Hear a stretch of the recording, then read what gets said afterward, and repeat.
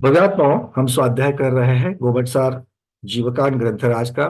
महामार्गणा मार्गणा महाधिकार के अंतर्गत गति मार्गणा का वर्णन चल रहा है, जिसमें मनुष्य गति का वर्णन हम लोग अब थोड़ा विशेष वर्णन जो है वो तिलोय पन्नति ग्रंथराज के आधार पर कर रहे हैं। मेरे पास एक प्रश्न आया है कि डॉक्टर शैला दीदी जुड़ चुके हैं कि हाँ दीदी जुड़ चुके हैं। दीदी, आपको मैं अनम्यूट कर रहा हूं ताकि आपसे चर्चा की जा सके। भोग भूमि में युगलिया ही रहते हैं, उनका क्षेत्र भी निश्चित है, उनको भोजन के लिए कल्पवृक्ष है, रहने के लिए बड़े बड़े भवन है, श्रृंगार के लिए आभूषण आदि है, सभी सुविधा है। भोजन है लेकिन मलमूत्र नहीं है। बात करने के लिए, बोलने के लिए दोनों ही है। धर्म चर्चा भी नहीं है। नहीं दीदी, यहां पर मैं आपको करेक्ट करना चाहूंगा, ठीक है ना। धर्म चर्चा कर सकते हैं, कल हमने इसकी चर्चा की थी कि सम्यक दृष्टि है, धर्म चर्चा करने में इसमें कोई रोक टोक नहीं। हाँ, किससे नहीं कर सकते हैं, वहां पर गांव नगर आदि चीजें नहीं है, मंदिर जी नहीं है जहां पर लोग मिल करके वहां बैठ करके स्वाध्याय करें, है ना। और वहां पर जूम मीटिंग भी नहीं होती है ताकि जो अपने घरों में बैठ करके जूम पर जुड़ जाए। तो बट दोनों तो है, दोनों अगर सम्यक दृष्टि है तो कुछ ना कुछ तो अच्छा चर्चा अच्छा। जरूर कर सकते हैं। इसकी कोई इसका कोई निषेध नहीं है। इनको अकाल मरण नहीं है, इनको किसी का भय नहीं है, ऐसा नहीं कह सकते हैं। बाकी जो हम लोगों को जो भय रहते हैं उस प्रकार का भय वहां पर नहीं है, किंतु कुछ ना कुछ तो भय जरूर होगा। क्योंकि आचार्य भगवान, आज तिलोपनति में भी आएगा प्रकरण, चारों संज्ञाएं ये अच्छा जीवों को हाँ रहती है। प्रति समय कोई ना कोई संज्ञा हो ही, ये जरूरी नहीं है, क्योंकि संज्ञाएं तीव्र इच्छा का नाम है। तो इच्छाएं रहती है या फिर संज्ञाएं होती है, बट बहुत तीव्रता से जब होगी तब उसको संज्ञा का नाम दिया गया है। तो अब देखो, जब गर्भ, उस नारी को जब गर्भ रहेगा, इसका अर्थ क्या है? 9 महीने जीवन। नारी शेष रह गई, तो इतना सुख भोगना है, भोगते भोगते भोगते असंख्यात वर्ष की आयु पूर्ण हो चुकी है, अब बस 9 माह रहे हुए हैं। अब तो मरण इच्छा भय रहेगा। दृष्टि हो या जो भी हो, मरण का भय तो लगता ही लगता है।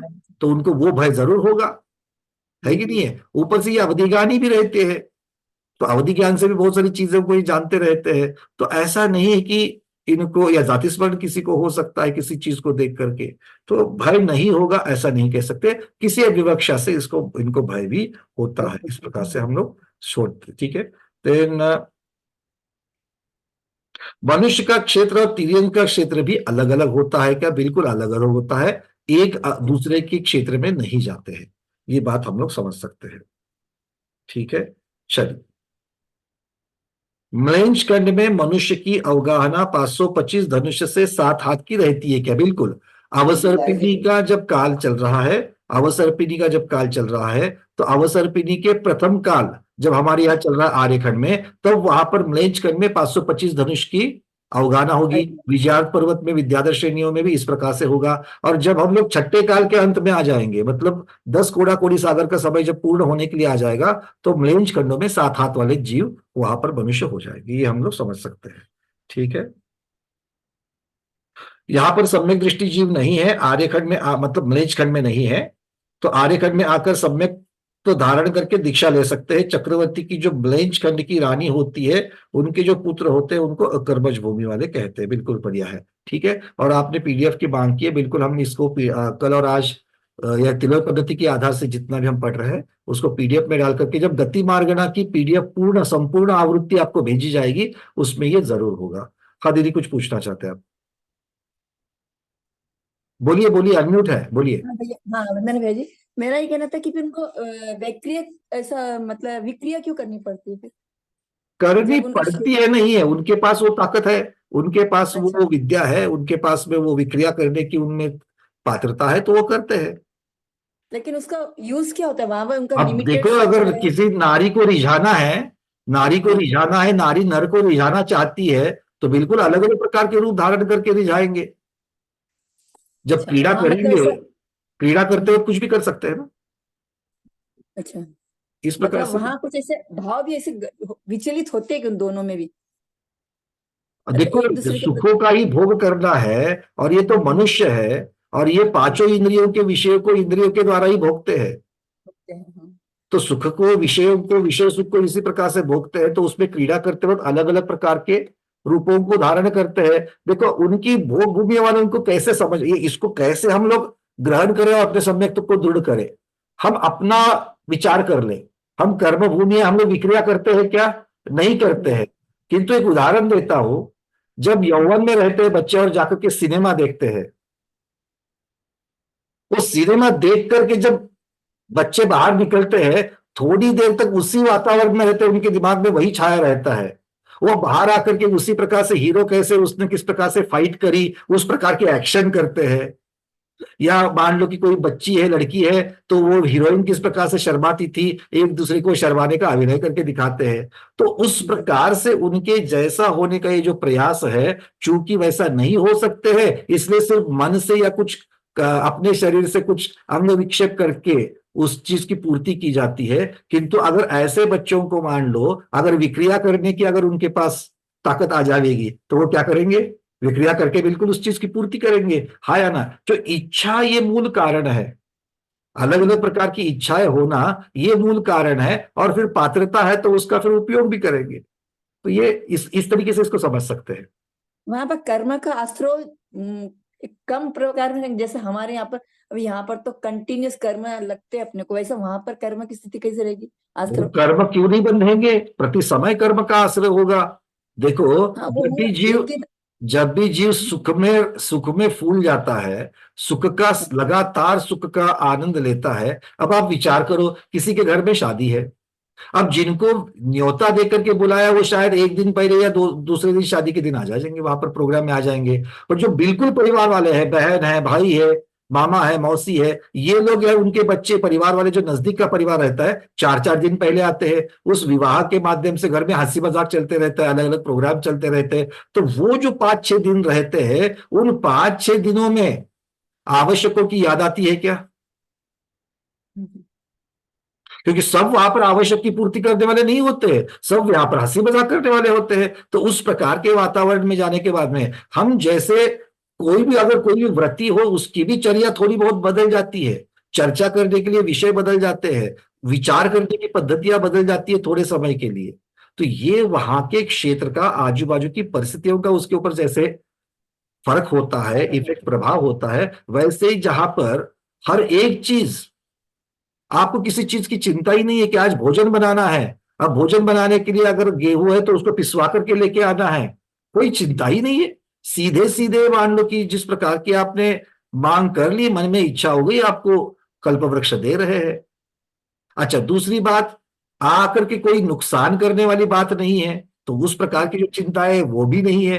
तो मतलब जिस प्रकार के भोग, बस भोग भोग भोग भोग भोग, इतना ही भोग भोगना है, अलग अलग तरीके से भोगों को भोगना है, उसी में जीव मग्न हो जाता है, उसी में जीव मग्न हो जाता है। तो इस प्रकार से ऐसा नहीं कि उसमें, और होता क्या है, जब ज्यादा भोग भोगता है, जब ज्यादा सुख मिलता है, तो मान कषाय की और लोभ कषाय की वृद्धि हो जाती है। भले क्रोध की ना होवे, और ज्यादा वहां पर आजू बाजू में जीव नहीं है, इसलिए मायाचारी की ज्यादा जरूरत पड़े या ना पड़े, किंतु लोभ और मान, इन दो चीजों की बिल्कुल वृद्धि हो जाएगी। और चतुर्थ गुण स्थान वर्ती है, छेवलेशा हो सकती है। कोई मिथ्या दृष्टि है, पहले गुण स्थान वर्ती है, उसकी भी छेवलेशा हो सकती है। अलग अलग तरीके के हैं। और फिर संस्कार लेकर के किस प्रकार के जा रहे हैं वहां पर, बहुत सारी चीजें हैं। जो क्षयिक सम्यक्त के साथ में जा रहा है, उसकी चर्या कुछ अलग ही होगी, उसके पास भेद विज्ञान है, उसके पास में सम्यक ज्ञान है, उस प्रकार की चर्चा भी कर सकता है। किंतु ये सोचने की जरूरत नहीं कि वो अखंड चर्चा कर रहा है। ठीक है ना? मतलब क्षयिक सम्यक दृष्टि को अगर उस प्रकार का वातावरण मिल जावे, तो फिर आगे बढ़ करके वो मोक्ष मार्ग पर आगे बढ़े। किंतु अगर उसको वातावरण नहीं मिले, तो व्रती तो है ही नहीं है वो, है ना? और लेकिन जब व्रती नहीं है, सबसे बड़ी बात यह है, जब व्रती नहीं है, फिर सम्यक दृष्टि क्यों ना हो, पल पल उनके लिए कोई नियम में नहीं बंधे हैं, इसीलिए 25 प्रकार की क्रियाओं से उनको आश्रय हो रहा है। अब 25 में से वहां पर भोग भूमि में कितनी कारगर साबित होती है, ये चिंतन का विषय है। किंतु होगी तो, क्योंकि कोई नियम ही नहीं है। जब नियम नहीं है तो सारी चीजें खुली है, सारा परिग्रह उनका, 3 लोक का परिग्रह उनका है। तो इसके माध्यम से तो वो जिसका भोग कर रहे हैं उसके माध्यम से तो आश्रय हो रहा है, जिनसे भोग नहीं कर रहे उसके माध्यम से भी अज्ञात भाव से आश्रय हो रहा है। तो ये बिल्कुल नहीं सोचने नहीं, वाली मतलब बात। मेरा चिंतन ऐसा है कि दो ही है व्यक्ति वहां पर, तो इतनी कषाय भी नहीं रहेंगी, इतना क्रोधमान माया लोभ नहीं रहेंगे, ऐसा मतलब चिंतन ऐसा है अकेला कि व्यक्ति अगर मान लो दो नहीं, घर में अकेला बैठा हो, वो भूमि की बात छोड़ दो, अपने यहाँ कर्म भूमि में भी अकेला यहाँ तो व्यक्ति अगर घर में बैठा हो तो अपने मन के चिंतन के द्वारा क्या क्या चिंतन कर जाए किसको मालूम है ना। यहाँ तो तो वो मतलब इस प्रकार से हम लोग अपने से घटित करें तो हमें भोग भूमिया लोग जो है वो बिल्कुल समझ में आ सकते हैं। चलिए आगे बढ़ते हैं थोड़ा सा। प्रमोद जी, बट मेरे पास जितने कल के प्रश्न थे मेरे ख्याल से जस्ट एक और देख लेते हैं। प्रेरणा दीदी जुड़ चुके हैं क्या? प्रेरणा फड़े दीदी, ब्रह्मचारी प्रेरणा फड़े दीदी अगर जुड़ चुके हैं तो कृपया हैंड रेस कर लेना। चलिए तब तक मैं, हाँ है दीदी, आपके आपने कल कुछ प्रश्न भेजे थे तो कृपया आप ही पूछ लीजिए, चर्चा करेंगे, जितना पॉसिबल है उतना बात करेंगे उसके ऊपर। बोलिए। वंदना भैया, हाँ। कल मैंने ये पूछा था कि आपने कहा था कि चक्रवर्ती की अपेक्षा भोग भूमिया जीवों का भोग अधिक होते हैं, तो हम्म। चक्रवर्ती के पास भी वो सारी निधियां हैं, देव भी उनकी सेवा में है, तो किस अपेक्षा से ऐसा कह रहे हैं कि भोग भूमि या जीवों के पास भोग अधिक है? देखो, भोग आदि है और दुख की कमी है। चक्रवर्ती के पास भी दुख तो होता ही होता है, अलग अलग तरीके से उनके पास दुख, दुख मतलब क्या, अलग अलग तरीके की चिंताएं भी तो हो सकती है, उस प्रकार की चिंताएं इनके पास नहीं है। तो सुख की व्याख्या जब करेंगे, जब आचार्य भगवान यतिवृष महाराज स्वयं कह रहे हैं कि उससे अनंत जी गुना सुख उनको मिल रहा है, तो जी अनंत गुना सुख किस किस अपेक्षा से मिल सकता है? तो हम लोगों की बुद्धि वहां तक पहुंचे या ना पहुंचे, क्योंकि हम आजू बाजू के, या जितना हमने चक्रवर्ती का वर्णन सुना हुआ है, चक्रवर्ती के बारे में 3 पन्ने पढ़े हुए हैं और भोग भूमियों के बारे में 4 लाइनें पढ़ी हुई है, तो इनके बारे में ज्यादा इंफॉर्मेशन नहीं है, इनके बारे में कुछ है। इसीलिए ये नेचुरल है, स्वाभाविक है कि हमको लगता है कि अरे इनसे क्या ज्यादा होता रहेगा, किंतु आगम में जिस प्रकार से बताई गई बात है, फिर सौदरबेंद्र महाराज की अपेक्षा से देखेंगे, हम्म क्योंकि विचार इस प्रकार से भी कर सकते हैं कि सौदरबेंद्र महाराज कितने देवों के ऊपर उनकी आदेश चलता है, चक्रवर्ती का अपनी से कितनी बड़ी सेना के ऊपर आदेश चल सकता है, भोगभूमि का हम्म आदेश किस पर चलेगा, भोगभूमिया का। तो आदेश की अपेक्षा, सत्ता की अपेक्षा से विचार करेंगे तो बात बदल जाती है। पर फिर भी आचार्य भगवान कह रहे हैं कि अनंत गुना सुख जहां पर कहा जाता है तो अनंत गुना सुख की बात होती है। मीनवाइल थोड़ा सा आचार्य भगवान के दर्शन हो रहे हैं, पहले आचार्य भगवान के दर्शन कर लेते हैं और फिर अपनी चर्चा को आगे बढ़ाते हैं। हो सकता है आचार्य श्री भी हमें इस बात पर और थोड़ा सा प्रकाश डालेंगे। मैं यहाँ से जी stop कर रहा हूँ। पंकज जी, आप जो प्रेरणा के प्रश्न का जो उत्तर दे रहे हैं हम्म। वो आध्यात्मिक दृष्टि से दे रहे। एक भौतिक सुख होता है और दूसरा आध्यात्मिक सुख होता है। त्रिलोकसार ग्रंथ में उत्तरोत्तर सुखों में जो वृद्धि दिखाया है और अंत में निराकुल सुख या अंतिम सुख है यह दर्शाया है, उस अपेक्षा चक्रवर्ती से भोगभूमि का सुख अनंत गुना या असंख्यात गुना अधिक कह सकते हैं।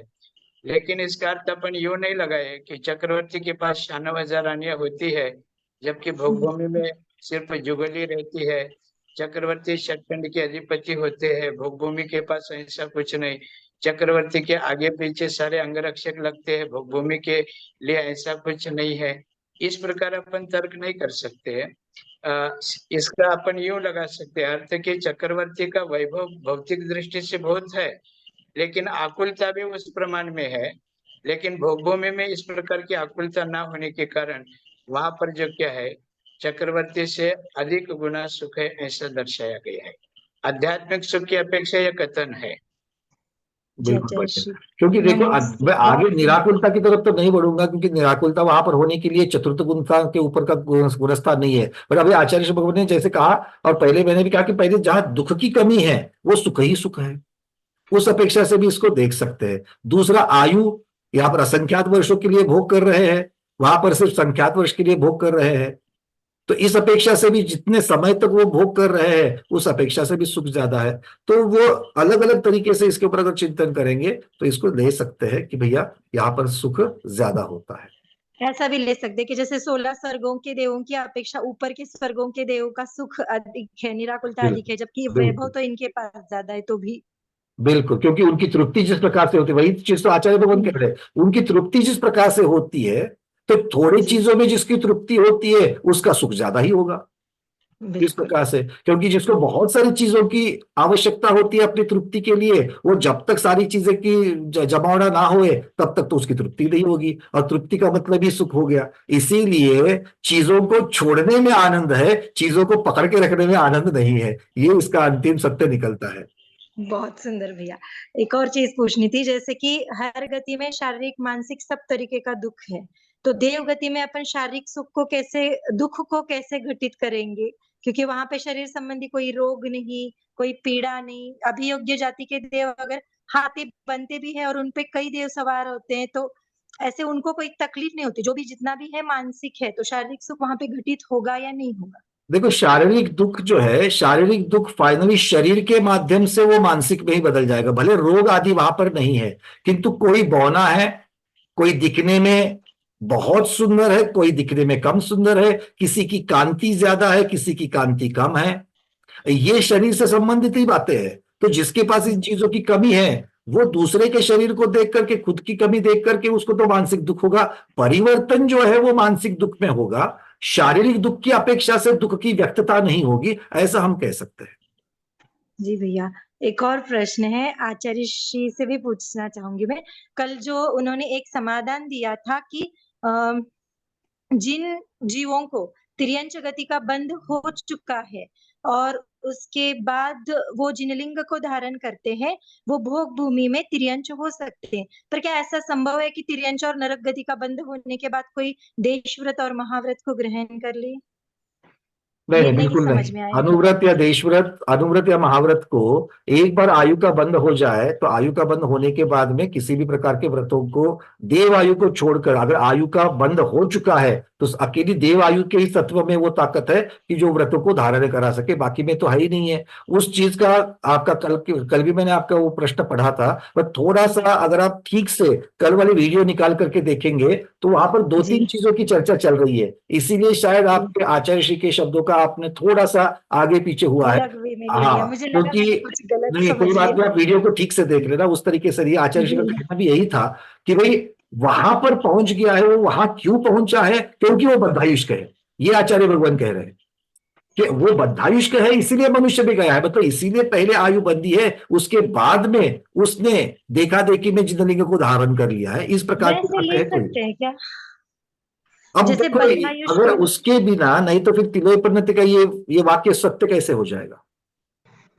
एक बात। दूसरी बात, अगर मान लो कि ठीक है, मिथ्यात्व के बाद में ग्रहवेग तक की जाने वाली बात तो वो तो देवगति की अपेक्षा से फिर भी सिद्ध हो जाती है, पर ये तिलोपन्नति की जो बात है कि वो पहले बद्धायुष्क है और उसके बाद में जाकर के उसने क्षायिक सम्यक तो भी पा सकता है तीर्थंकर भगवान के पादमूल में, और अगर हो सकता है उसके बाद में सम्यक दृष्टि होकर के और अलग तरीके से क्षायिक सम्यक तो लेके जा सकता है। पर यहां पर जो बात चल रही है, देखा देखी में अभी भी मिथ्या दृष्टि ही है, बद्धायुष्क है। तो द्रव्य लिंग को भी कैसे धारण कर सकते हैं? ऐसा सुना बिल्कुल था ना कर कि सकते हैं जैसे। दीदी। कल मैंने जो उदाहरण दिया था समित शिखर जी की साक्षात हुई घटना को, जो माता जी ने बताया था, एक 50 वर्ष पहले की जो घटना बताई थी उन्होंने, कि देखा जी, देखी में बहुत बार इस प्रकार से होता है कि कोई नग्न होकर के मैं मुनि हूं करके बोलना चालू कर लेता है।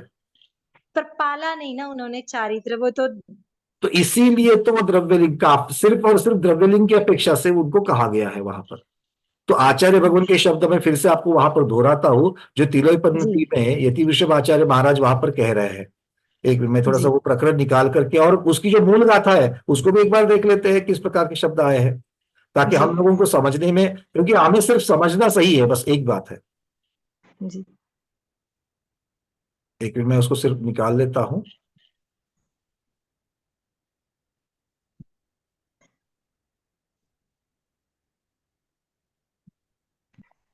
प्रेरणा ऐसा है, 373 जी नंबर की गाथा, हाँ महाराज जी।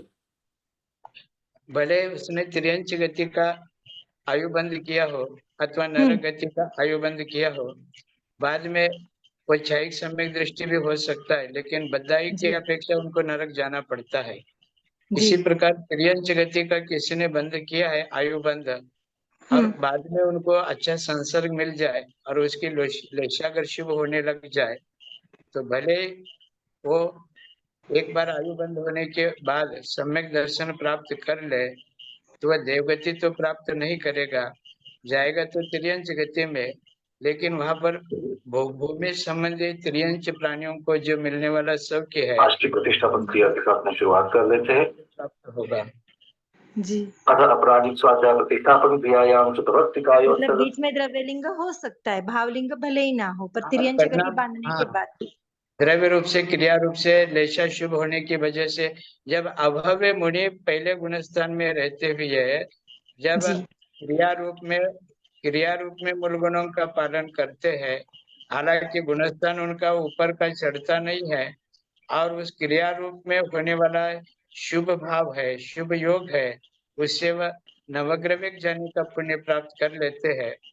तो त्रियंच गति में जाकर के कोई त्रियंच प्राणी बन ले तो इसमें कोई आश्चर्य नहीं है। नहीं तिर्यंच गति में ठीक है, मुझे ये समझ में आ रहा था कि वो मुनि बन सकते हैं क्या द्रव्य रूप से, ऐसा देखो यहाँ पर दीदी कुछ। आपको इसलिए ये गाथा क्रमांक 373 है, मैं पढ़ के बता रहा हूँ, सबके सामने मैंने अभी शेयर किया है। जी। 373 नंबर की गाथा देख लेना।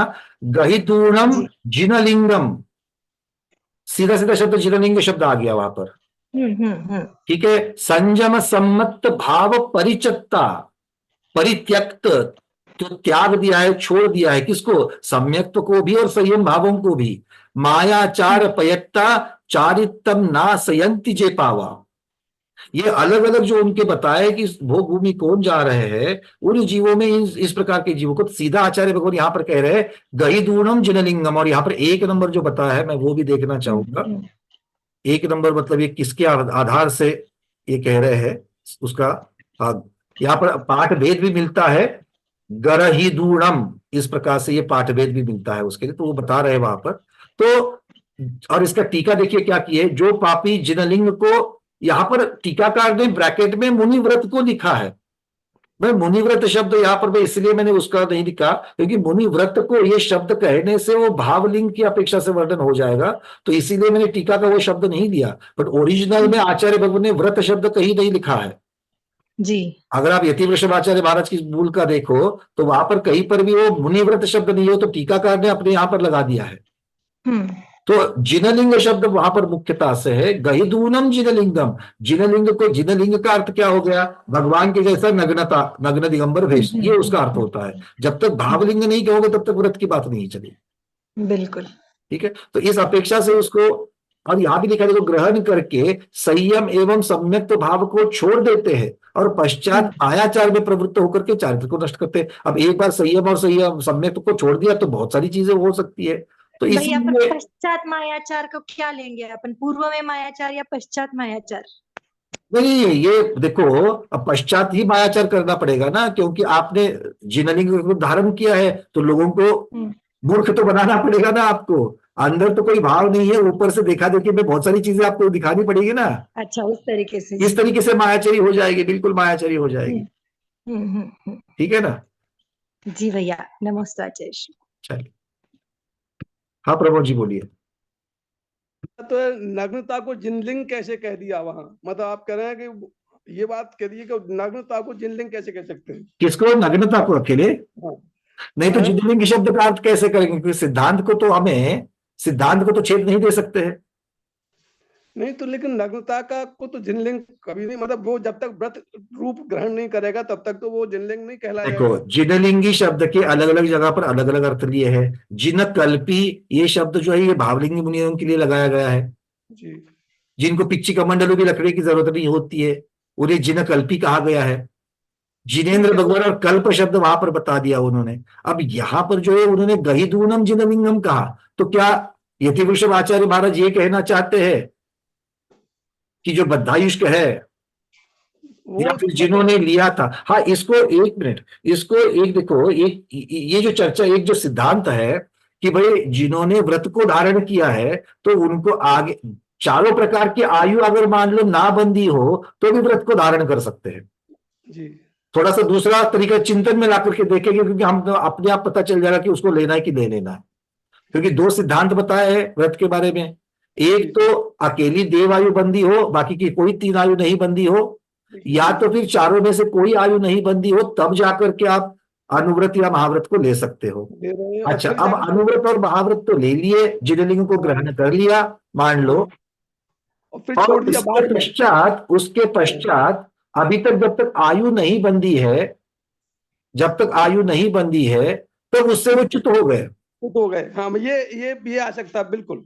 ये इस तरीके से भी दे सकते हैं, क्योंकि अगर अगर च्युत हो गए मतलब मान लो कि पश्चात मायाचार्य आदि कर लिए, संयम को छोड़ दिया, संयम को छोड़ दिया, इस शब्द का अर्थ क्या करोगे? कपड़े पहन लिए, क्योंकि कपड़े में संयम नहीं होता। आचार्य शांतिशंकर महाराज के स्वयं के ये शब्द है, कपड़े में संयम नहीं है। यहाँ पर महाव्रत की अपेक्षा से कह रहे, सकल संयम की अपेक्षा से कह रहे। और अगर उस संयम को छोड़ दिया, संयम को छोड़ दिया, इसका अर्थ ये हो गया कि मान लो कि वहां से वो निकल करके फिर गृहस्थ में आ गए, मायाचारी करने लगे, जिनके इस प्रकार की अगर दीक्षा छेद हुई है। और उसके बाद में उस अवस्था में मान लो अगर उनको मनुष्य की आयु अगर उनकी बंध गई, क्योंकि अभी भी उनके परिणाम मृदु है, क्योंकि मनुष्य की आयु बंधने के लिए वो नरक तिर्यंश नहीं है, वो मनुष्य की आयु है। अगर मनुष्य की आयु बंधनी है तो मनुष्य के लिए मंद कषाय होने बहुत जरूरी है।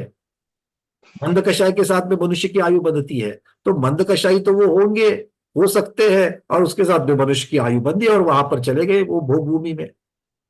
इस प्रकार से भी हम इसको ले सकते हैं। ये जरूरी नहीं है कि सिर्फ द्रव्यलिंग को ही लेकर के इसका अर्थ निकालें। जी जी। आचार्य भगवान को एक बार पूछ लेते हैं। महाराज जी है क्या? महाराज, जी। हाँ महाराज जी, गुरुदेव आपको क्या लगता है इस बार में, इस दूसरे पर्याय के बारे में? अष्टपहुड़ में कुंद आचार्य ने एगम जनस्य रूवम वियम अकिट विकिट सावयनम थो अवरठियान तयम चौथ पुण्यलिंग दर्शनम नथि। ये जो गाथा है, इस गाथा में जिन शासन के 3 ही लिंग मान्य किया है। एगम जनस्य रूवम माने एक जिन रूप, माने नग्नता रूप। तो जिन रूप नग्न ही रहता है, जिन रूप कोई सराग वस्त्रधारी नहीं होते हैं। इसलिए आपने जो जिस ग्रंथ का भी 173 नंबर का जो श्लोक दिखा करके उसका जो अर्थ पढ़ाया ना, वहां ब्रैकेट में जो नग्न रूप जो दिखाया, जिन रूप के अर्थ में ही उसको लिया है। बिल्कुल बिल्कुल बिल्कुल। क्योंकि गुरुदेव देखिए, जिनलिंग का अर्थ अगर यहाँ पर जिनलिंग का नग्नता की अपेक्षा से तो ठीक है, और इसीलिए मुनिव्रत शब्द वो टीकाकार ने लिया, ये भी बिल्कुल ठीक है। और इसका साथ में फिर अर्थ ये बैठता है कि इसके बाद में, अब तक तो आयु नहीं बंधी है इस अवस्था में, किंतु उसके बाद में जब उन्होंने उसको छोड़ दिया और संयम को छोड़ दिया, इसका शब्द का अर्थ क्या करेंगे? पश्चात संयम और सम्यक तो दोनों को छोड़ दिया, मतलब एक तो वो मिथ्या दृष्टि भी बन गए, और दूसरी बात यह है कि उन्होंने संयम छोड़ दिया, इसका मतलब है वस्त्र का, उन्होंने वस्त्र को धारण कर लिया। यहाँ पर द्रव्य जनलिंग का अर्थ ब्रैकेट में नग्न रूप जो दिखाया है ना, वह द्रव्यलिंग की अपेक्षा लेना, क्योंकि भावलिंग की अपेक्षा कोई त्रियंच गति में तो जा नहीं सकते हैं। क्योंकि भावलिंग जिसका है वह 6ठे 7वें गुणस्थानवर्ती होते हैं। ऐसी स्थिति में अगर बाह्य रूप से कोई नग्नता धारण करके मुनिव्रत की चर्या करे, लेकिन मायाचार इत्यादि से युक्त है, तो वह त्रियंच गति में जा सकते हैं। हाँ, इसलिए यहाँ पर द्रव्यलिंगी अर्थ लेना, अपन भावार्थ के रूप में अपन द्रव्यलिंगी मुनि लेना। बट देखिए गुरुदेव, यहाँ पर उन्होंने जिनलिंग मूल गाथा में श्लोक उन्होंने जिनलिंग रखा है, यहाँ पर टीकाकार ने उसको जिनलिंग के साथ में मुनिव्रत को ग्रहण करके जब ये अर्थ निकाला है, तो इस अर्थ को अगर हम लोग आगे विशद करेंगे तो इस प्रकार का बिल्कुल सिद्धांत को छेद दिए बिना ये परिस्थिति बनती है कि अगर मान लो कोई जीव है, कोई आयु नहीं बंधी है, उसके साथ में उसने जिनलिंग धारण किया और मुनिव्रत को भी धारण कर दिया। अब मुनिव्रत को धारण करके उसके बाद में वो भ्रष्ट हो गया। भ्रष्ट कैसे हो गया है? वो स्वयं यहां पर कहते हैं कि इसको ग्रहण करके संयम एवं सम्यक तो भाव को छोड़ देते हैं और पश्चात मायाचार में प्रवृत्त होते हैं। अर्थ क्या है कि वो संयम को छोड़ देते हैं, इसका मतलब क्या है कि वो दीक्षा को छेद रहे हैं और उसके बाद में वस्त्रों को ग्रहण कर रहे हैं, सम्यक को भी छोड़ रहे हैं, तो मिथ्यात्व की अपेक्षा से श्रद्धा भी गड़बड़ा गया है, और दोनों की अपेक्षा से जब गड़बड़ा गया है तो उस अवस्था में और मायाचारी भी कर रहे हैं। तो इस अपेक्षा से देखा जाए, अब आयु अगर उनकी बंधेगी तो वो तो कोई व्रत के साथ में नहीं है, व्रत तो उनका छूट गया, व्रत तो उनका उसमें अनाचार हो गया, महाव्रत में तो संयम में उनके अनाचार हो गया। तो अब तो कोई भी इसके साथ में जब आयु बनती थी तो गुणस्थान छठा नहीं है, गुणस्थान पहला है, तो उस अपेक्षा से देखेंगे तो यहाँ पर मनुष्य की आयु बंधना कोई उसमें दो राय नहीं लगता है। यहाँ कुभोग भूमि में कुभोग भूमि में त्रियंच रूप में जन्म लेते हैं, ये बताया जा रहा है। इसका अर्थ हुआ त्रियंच गति का बंधु विच्युत दूसरे गुणस्थान में होता है, क्योंकि चौथे गुणस्थानवर्ती त्रियंच बनता नहीं। दूसरी बात, यहाँ जिनलिंग धारण करने वाले मुनि व्रत ये ब्रैकेट में जो रखा गया, तो इसका अर्थ संयम धारण करके, इसका अर्थ वह भावलिंगी छठे सातवें गुणस्थानवर्ती थे, संयमी मुनि थे और सम्यक तो संयत थे। बाद में उनका सम्यक तो छूट गया और संयम छूट गया। उसके बाद किसी ने आयु कर्म का बंध किया हो तो त्रियंच गति में जा सकते हैं। तो गुरुदेव यहाँ पर तो अंतर्द्वीपज की कुंभभूमि की बात नहीं चल रही, क्योंकि यहाँ पर प्रकरण चल रहा है मुख्य द्वीपों का, जो जी। आर्य खंडों में जो काल परिवर्तन हो रहा है उसकी अपेक्षा से भूभूमि की चर्चा चल रही है। और कुंभभूमि के लिए तो फिर आगे तो गाथा आने वाली है दुर्भाव वाली, मतलब जो सूतक पातक में या फिर अचुची में जाकर के जो दान वगैरह करते हैं वो तो सीधा कुंभभूमि जाते हैं, वो प्रकरण तो आ ही जाएगा आगे गोमटसार में। किंतु यहाँ पर जो चर्चा चल रही है वो मुख्यतः से शुभोभूमि की भी चल रही है। तो इस शुभोभूमि में जो मनुष्य जा रहे हैं उनकी अपेक्षा से वर्णन चल रहा है यहाँ पर मुख्यतः से। जी। तो इस मेरे ख्याल से अगर बैठ सकता है तो इस प्रकार से भी बैठ सकता है कि जिसकी आयु नहीं बंधी हो वो जीव, उसको पापी भी कहा गया है यहाँ पर, वो जीव देखा देखी में अगर मान लो उसने जिनलिंग को ग्रहण कर लिया है और उसके बाद में संयम और श्रद्धान दोनों की अपेक्षा से वो च्युत हो गया, अर्थात उसने वस्त्र को ग्रहण कर लिया है, अब वो कोई भी जिनलिंग का उसके साथ में संबंध नहीं रहा, और वो जिनलिंग का संबंध नहीं रहा है, व्रतों का संबंध नहीं रहा गया है, वो असंयमी है, मिथ्या दृष्टि है, किंतु मंद कषाई होगा, उसके साथ में उसकी आयु बन सकती है, तो मनुष्य की आयु बन सकती है और वो भोगभूमि जा सकता है। हाँ प्रमोद जी, क्या कहना चाहोगे इस पर? और इसमें एक कथा और आती है ना कि हमने सुना, जैसे एक महाराज थे, वो चतुर्मास उन्होंने पहाड़ों पे किया था, और एक दूसरे महाराज वहां पहुंचे, नाम याद नहीं आ रहा मेरे को, और उन्होंने, वो महाराज तो चले गए, और ये उन महाराज ने उनका मतलब लोग बाग उनको जानते नहीं थे, उनके नाम से उनको उन्होंने उनकी पूजा हाँ, ये आप जो कह रहे हो चंद्रगुप्त, सम्राट चंद्रगुप्त महाराज जो है, उनकी भद्रभाव स्वामी जी की जो केवली शुद्ध केवली थे, उनकी उसके चरित्र में आई हुई कथा आप कह रहे हो। हाँ, उसमें जो है याद है कि वो लोग जानते, उनको उन्होंने पूजा करना शुरू कर दिया, उनकी तरह के उनको मान के हुए।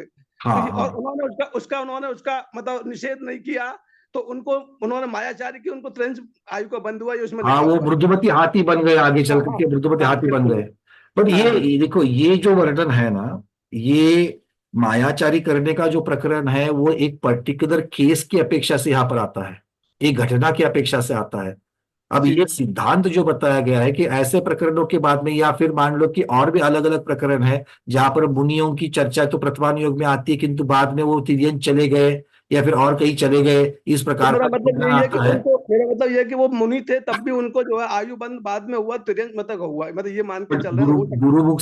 गुरुमुख से बहुत बार ऐसा सुना है कि हमेशा ये अर्थ मत लगाना कि उन्होंने तत्काल वहां पर तिर्यंत की आयु बांधी है, ऐसा मत लगाना, क्योंकि उसके बाद में बीच में एक भव जाने के बाद में भी वो तिर्यंत हो सकते हैं। इस प्रकार का बहुत बार गुरुमुख से उसके बाद में हमने सुना हुआ है।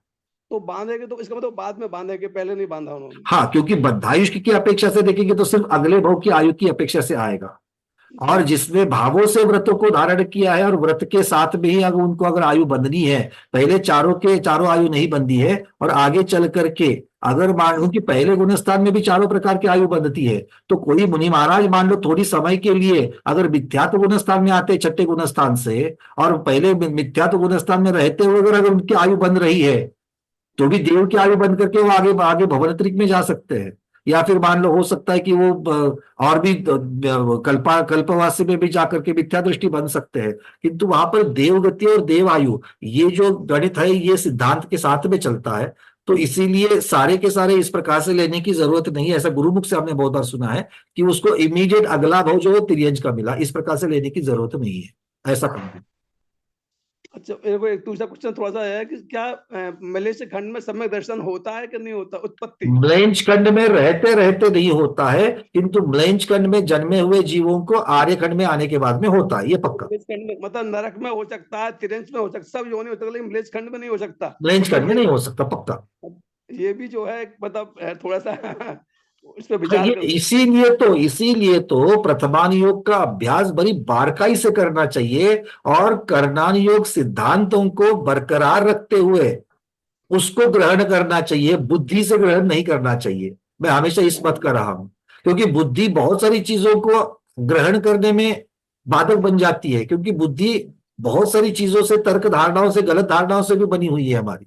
तो इसीलिए हमारे लिए प्रमाण आगम है, प्रतिमान योग भगवान की वाणी है, उसमें जो लिखा गया है उसको हो सकता है कि उसको एक्सप्लेन करने के लिए आज उपलब्ध आगम नहीं हो। नहीं, वो हमारा अश्रद्धान नहीं है, लेकिन मैं मतलब विचार नहीं, आपकी करते बात नहीं कर रहा हूं मैं, इन जनरल में बता रहा हूं कि प्रतिमान योग पढ़ते वक्त होता क्या है कि प्रतिमान योग को बहुत कम पढ़ा जाता है। जिनको स्वाध्याय रुचि है, मैं उनकी बात कर रहा हूं, जिनको स्वाध्याय में रुचि है उनका ज्यादा स्वाध्याय जो है वो कर्म सिद्धांत हो, या फिर मान लो उस प्रकार की एक संसारी जीवों की अपेक्षा से मार्गणा, गुणस्थान, द्रव्य संग्रह, इस की तरफ, और फिर यहां से सीधा फिर आगे चल करके अध्यात्म ग्रंथ की अपेक्षा से भी लोग पढ़ना चालू करते हैं। मुझे किसी के ऊपर टिप्पणी नहीं करनी है, मेरा कहना इतना है कि प्रतिमान योग जब भी पढ़ो, प्रतिमान योग जब भी पढ़ो, उसका पहले एक मन में इस बात को धारण करो कि इसमें जो है वो सिद्धांत के अनुकूल है। अगर हमारी समझ में नहीं आ रहा है तो उसको जब तक समझ में नहीं आता है तब तक गुरुओं के आश्रय से, अलग अलग ग्रंथों के आश्रय से, अलग अलग चिंतन के द्वारा उसके साथ में मेल बिठाने का प्रयास करो। अगर नहीं बैठता है तो उसको एज इट इज आज्ञा सम्यक से ग्रहण करो, क्योंकि नहीं तो ये बहुत बड़ी फिसलर है, बहुत बड़ा ये गलत दिशा में देखिए हम लोग जा सकते हैं। इसलिए इसमें सावधानी रखनी बहुत, क्योंकि देखो प्रतिमानियों में सिर्फ कथा नहीं आती है कि इस बहू से निकला, वहां गया, उस राजा का वो था, उसका वो था। बहुत जगह पर केवली भगवंतों के वहां पर उपदेश आए हैं। बहुत बार मान लो कहीं किसी को व्रत ग्रहण कराया जा रहा है, कोई मुनिराज व्रत ग्रहण करा रहे हैं, तो वहां पर वो उस बात को, बहुत सारी चीजों को वहां पर बता रहे हैं, फिर उसमें द्रव्य संग्रह और सिद्धांत की बातें भी आ जाती। तो प्रतिमान योग को कथाओं की अपेक्षा से, जिनको उसमें से स्फूर्ति लेनी है वो तो स्फूर्ति कथा से ले सकता है, किंतु बाकी चीजों को भी सिद्धांत के अनुसार ही मानना चाहिए। ये बहुत महत्वपूर्ण बात है। ठीक है, अब प्रतिमान योग और इसकी चर्चा ना करते हुए आगे बढ़ते हैं, क्योंकि बहुत सारा विषय बाकी है। ठीक है, 2 प्रश्न अभी भी मेरे पास है, किंतु इसका छोड़ करके अगर आपके पास कोई प्रश्न हो तो इसके ऊपर चर्चा करेंगे। अंजलि दीदी पूछिए, उसके बाद में प्रेरणा दीदी, और फिर ये 2 प्रश्नों के बाद में आगे बढ़ेंगे। नमस्ते मुनीश्वर। वंदना भैया, मुझे ये पूछना था कि अभी जैसे प्रमोद भैया के साथ चर्चा चल रही थी, तो बाकी की तो चर्चा होती है कि नरक गति में जाने के लिए भोग भूमि या कर्म भूमि या फिर देवगति में जाने के लिए क्या करना चाहिए। तो म्लेच्छ खंड में ऐसा कौन सा जीव उत्पन्न होता है, क्या करे जो वहां पैदा होता है? दृष्टि, मनुष्य आयु जिसने बांधी है, जो मिथ्या दृष्टि है और बड़ी वाली आयु बांधी है, वो वहां चला जाएगा। क्यों नहीं जाएगा? नहीं, यानी सिर्फ पाप करने से ही वहां, यानी बहु नहीं, जरूरी नहीं है दीदी। देखो, पाप अलग है, पाप कहते ही चारित्र होने कर्म आ गया, पाप कहते ही चारित्र होने कर्म आ गया। और अश्रद्धान, गलत श्रद्धान, ये मिथ्यात्व आ गया। मिथ्यात्व की वजह से आप म्लेच्छ खंड में जा सकते हो। म्लेच्छ खंड में सब लोग बहुत बड़े बड़े पापी है, ऐसा कहने की बिल्कुल जरूरत नहीं है। सिर्फ सम्यक दृष्टि नहीं है। आगे आचार्य भगवत तो इतना तक कहते कि द्रव्य मिथ्यात्व नहीं है वहां पर। अच्छा, मतलब यहां पर वो श्रद्धान की अपेक्षा से मिथ्या दृष्टि है, उन्हें सच्चे देवशास्त्र गुरु का स्वरूप पता नहीं है, इसलिए मिथ्या दृष्टि है। जैसे अपने यहां पर किसी की सुन करके साक्षात में वटवृक्ष की पूजा की जाएगी, साक्षात में नदी की पूजा की जाएगी, वो वाली क्रियाएं वहां पर नहीं है, इसे द्रव्य मिथ्यात्व कहते हैं। इन क्रियाओं को द्रव्य मिथ्यात्व कहते हैं। इस प्रकार का द्रव्य मिथ्यात्व वहां नहीं है। ठीक है, ये बात को भी हमें समझना है। चलिए, आप ब्रह्मचारी प्रेरणा दीदी पूछिए आपका प्रश्न। नीना दीदी, आपका प्रश्न इससे अगर हटके तो बताना जल्दी से, अगर चर्चा है तो। प्रेरणा दीदी के बाद में आप बताना। ठीक है भैया, तो इस सब चर्चा का निष्कर्ष ऐसा निकला ना कि जो मुनि पहले, मतलब जो जीव पहले बद्धायुष नहीं थे, उन्होंने जिनलिंग यानी कि प्रॉपर मुनि व्रतों को धारण किया, फिर किसी निमित्त से सम्यक तो और उनका व्रत भी छूट गया, उसके बाद उन्होंने मायाचरी करी और वो भोग भूमि में तिर्यंच बन गए। ऐसे ना पूरा क्रम? बिल्कुल, इस प्रकार से वो ज्यादा सैद्धांतिक खरा उतरता है। जी इस प्रकार से, जी भैया, क्योंकि एक बार संयम छूट गया तो ना वो व्रती है ना कुछ है। जी बिल्कुल। और अब तक आयु नहीं बंधी है, तो अब इसके आगे बंधेगी तो मिथ्यात्व की अपेक्षा और असंयमी की अपेक्षा से बंधेगी। जी भैया, अगर मान लो कि आयु कोई बंधी नहीं है, व्रतों को धारण कर लिया और व्रत के साथ में आयु अगर बंधेगी तो वो नियम से देव की बंधेगी। इस प्रकार से सिद्धांत को लेने में कोई हर्ज नहीं है। जी भैया। ठीक है, चलिए, नमस्कार श्री वंदना भैया। वंदना दी आपको। नीना दीदी, आपका प्रश्न अनम्यूट करिए दीदी, अनम्यूट करिए।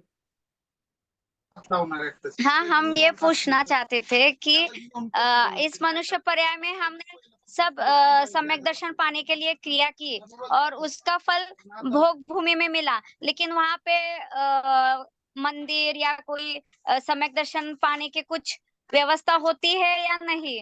बिल्कुल सिर्फ भोग होती है। ही कल भोग इसकी की भोग चर्चा ही। हमने करी थी। कल चर्चा करी थी कि वहां पर सम्यक दर्शन पाने के क्या क्या बताए हैं। तो वहां पर 2-3 तो बताए थे, जैसे चारित्र्यधारियों के द्वारा संबोधन प्राप्त होना, देवों के हाँ। द्वारा संबोधन प्राप्त होना, या फिर जाति स्मरण, ये 3 बातें जो है वो वहां पर बताई गई है। क्योंकि इस मनुष्य भाव में हम इतना सारा करेंगे क्योंकि और वाली बातें ही नहीं होगी ना, वहां पर 3 कारण दिए हैं। भोग भूमि में जाकर के अगर मान लो कोई मिथ्यात्व के साथ जाता है तो भी सम्यक धारण करने के लिए वहां पर चांस है, वहां सम्यक है। धारण कर सकते हैं।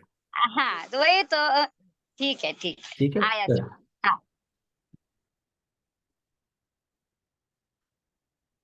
तो सुन दीदी पूछिए, चलिए, छोटा प्रश्न है, बता रहे हैं आप, बताइए। वंदना भैया जी, मैं कब से कर रही हूँ। स्टार्टिंग में आपने बताया था कर्म परिवर्तन तो भरत और एराव क्षेत्र में ही होता है, काल परावर्तन तो फिर म्लेच्छ खंड में आपने बताया कि मेरे सुनने में भूल हुई या मेरे से मुझे पता नहीं, वो 7 हाथ उनका हो जाता है म्लेच्छ खंड वालों का, ऐसे कैसे? हाँ, वहाँ देखो, काल किसी परावर्तन का थोड़ी है।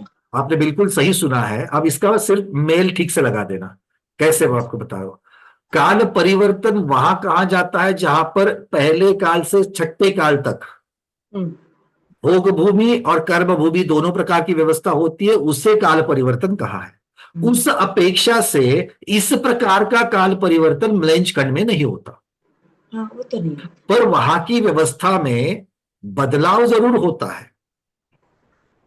जब बाकी आर्यखंड में जब अवसर्पी निकाल चल रहा है, तब म्लेच्छ खंड में 10 कोड़ा कोडी सागर में शुरुआत में 525 धनुष्य की अपेक्षा, मतलब जैसे चौथे काल में अपने यहां पर जैसी व्यवस्था होती है इसकी अपेक्षा 525 धनुष के लोग होंगे, आयु भी उस प्रकार की होगी, 1 कोटि पूर्व की वगैरह।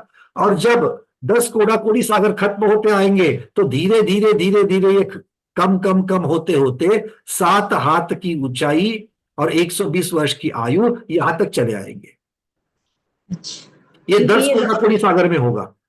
जब यहां पर 6 काल परिवर्तन हो चुके हैं, वहां पर एक ही, अगर काल परिवर्तन कहना है, क्योंकि काल तो परिवर्तन नहीं होता, क्योंकि एक ही प्रकार का काल रहता है। जैसे चतुर्थ काल है, वैसे चतुर्थ काल जैसा ही वहां पर वातावरण रहता है, इसीलिए दूसरा कोई काल नहीं आता। एक काल के अंतर्गत जितनी व्यवस्था बदल सकती है उतनी ही व्यवस्था वहां बदलती है। माने पंकज जी, हाँ, कुसुमताई, विदेश क्षेत्र में जैसे चतुर्थ काल रहता है, लेकिन स्वकाल में ही परिवर्तन रहता है। जगन से लेकर के उत्कृष्ट और उत्कृष्ट से लेकर के जगन तक जो परिवर्तन होता है, ऐसा ही म्लेच्छ खंड में लगाना। ठीक है ना, तो इसीलिए काल परिवर्तन शब्द वहां पर नहीं लगाया गया है। मेरा दिमाग ऐसे गया कि जब चक्रवर्ती वहां की स्त्रियों से शादी करके लाते हैं तो उनकी अवगाहना और इनकी अवगाहना में ऐसे अंतर हो जाएगा तो कैसे होगा? नहीं, बिल्कुल नहीं होगा, बिल्कुल इनफैक्ट वो तो मैच करेगा, वो तो मैच करेगा। अब देखो, मान लो आप तो भरत चक्रवर्ती की अपेक्षा से कर रहे हो, हाँ। है ना। भरत चक्रवर्ती तो यहां से जाते हो 500 धनुष वाले हैं, वो चले जाएंगे वहां पर भी। अब वहां पर कितना समय चला गया है, 10 कोड़ा कोडी सागर में से 9 कोड़ा कोडी सागर का तो चला गया है। तो वहां पर मध्यम अवगाहना किस रेट से कितने परसेंटेज में चेंज होती है, इसका कोई उपलब्ध आगम नहीं है। अब वहां बात कहां पर आएगी कि जब बचा हुआ 1 कोड़ा कोडी सागर, जैसे महावीर भगवान के समय के मतलब अंत में जो ब्रह्मदत्त चक्रवर्ती हुए हैं। अब ब्रह्मदत्त चक्रवर्ती तो चक्रवर्ती है, वो कहाँ चले गए मर करके, वो बात अलग है। किंतु ब्रह्मदत्त चक्रवर्ती की अपेक्षा देखें तो वो भी तो शतखंड को जीते हैं, वो भी तो म्लेच्छ खंड में गए हैं। तो ब्रह्मदत्त चक्रवर्ती की अवगाहना थोड़ी 500 धनुष की होगी, वो तो अपने अपने काल के अनुरूप होगी। वो पंचम काल के अंत की तरफ आ रहे हैं, तो कुछ हाथ हो जाएगी उनकी, तो वो कुछ हाथ है। बट वहां पर भी 9 कोड़ा कोडी सागर का समय चला गया है, या यूं कहिए 10 कोड़ा कोडी सागर को बस। अब यहां पर मान लो अगर अंतिम 50,000 वर्ष अगर बाकी है, या अगर अंतिम 60-70 हजार वर्ष बाकी है पूरे 6 काल खत्म होने के लिए, तो वहां पर भी तो वही है अवस्था। तो इसीलिए ज्यादा फर्क नहीं होगा। और जब उत्सर पीढ़ी की अपेक्षा से चलेंगे तो उत्सर पीढ़ी वाले अगर चक्रवर्ती जाएंगे तो वहां पर यहाँ की जैसे उत्सर पीढ़ी ऊपर चढ़ रही है, वहां भी उसी प्रकार से ऊपर चढ़ेंगे, ये प्रकार। ठीक है, ऐसे समझा ना, यमगाना ये सब घटती है बढ़ती है, तो काल परावर्तन में ये अभरत अवर्त का ही समझा हुआ था। इसीलिए देखिए, और कल भी किसी ने बड़ा सुंदर प्रश्न किया था, ये जो जोड़े छठे काल में अगर अभिजात पर्वत में चले जाते हैं, उनकी आयु तो खत्म नहीं हुई है, पर आगे जब वो प्रथम काल में जब प्रवेश करेंगे तो उतने ही जीव है प्रथम काल में प्रवेश करेंगे। किंतु अपना यहाँ का अवसर पीढ़ी का छठा काल और उत्सर पीढ़ी का पहला काल, इनमें फर्क ही नहीं है, व्यवस्था की अपेक्षा से देखा जाए, हाँ, इसीलिए है ना। तो इसीलिए बिल्कुल वो मैच कर जाता है। या फिर ऐसा ही उल्टा कर लो, जब उत्सर पीढ़ी का अंतिम छठा काल है, 4 कोड़ा कोड़ी सागर का, वो खत्म होने के लिए आ गया, तो वहां पर तो अब जीव कौन से होंगे, बिल्कुल 4000 धनुष वाले होंगे, आयु उनकी 3 पल्ले वाली होगी, इस प्रकार के जीव। अब उसकी काल तो आपका खत्म हो गया 10 कोड़ा कोड़ी सागर का, उत्सर पीढ़ी खत्म हो गई, इसकी आयु खत्म नहीं, वो तो थोड़ी मरने वाला है। अब वो प्रवेश करेगा प्रथम काल अवसर पीढ़ी का, वो भी भोग भूमि का काल है, तो उसी प्रकार के काल में वो एंटर करेंगे। इसलिए ये इतना सटीक है और इतना ये सिद्ध किया जा सकता है, टेक्निकली सिद्ध किया जा सकता है इस चीज को, इसमें कोई भी मतलब खोज निकालने के लिए जगह नहीं, इतना परफेक्ट है ये। ठीक है, बहुत अच्छा क्लियर हुआ, ये कई चीजें नई नई क्लियर हुई है आपकी 2 दिनों में, बहुत अच्छा। चलिए, बहुत बढ़िया। अब जिनके प्रश्न है, 2-3 प्रश्न दिख रहे हैं, हम बाद में अंत में आपको 5 मिनट जरूर देंगे, तब हम प्रश्न लेंगे। रजनी जी, आपका प्रश्न सबसे अंत में लूंगा मैं, उसके अब पहले थोड़ा सा आगे बढ़ते हैं, प्रश्न को वैसे ही ले लेना। अब हम थोड़ा सा आगे बढ़ते हैं। अब कल हमने जो चर्चाएं करी थी, तीसरे काल के अंत तक हम लोग आए थे। अब कुलकरों की उत्पत्ति की अपेक्षा से कुछ वर्णन होना बाकी है।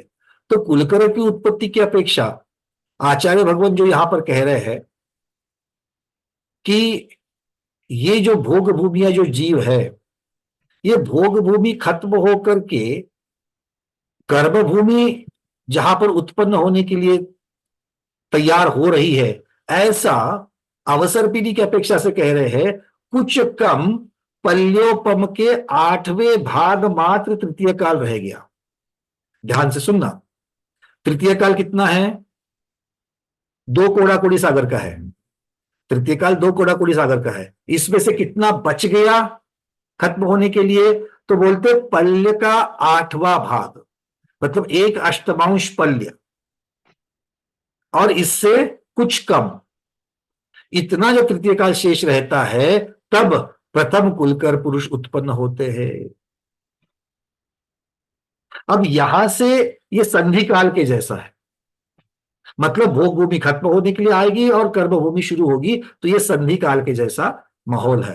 तो देखिए, और इस प्रकार का ये जो पल्य का 8वां भाग, मतलब असंख्यात वर्ष हो जाते हैं इसके भी, ये अवसर पीढ़ी की अपेक्षा से वर्णन है कि कुलकर इतने समय तक तो कुलकर होंगे। किंतु उत्सर पीढ़ी की अपेक्षा से जब देखेंगे तो वहां पर दूसरा काल खत्म होने के लिए सिर्फ 1000 वर्ष बाकी है, तो उस 1000 वर्ष में 14 के 14 कुलकर हो जाएंगे।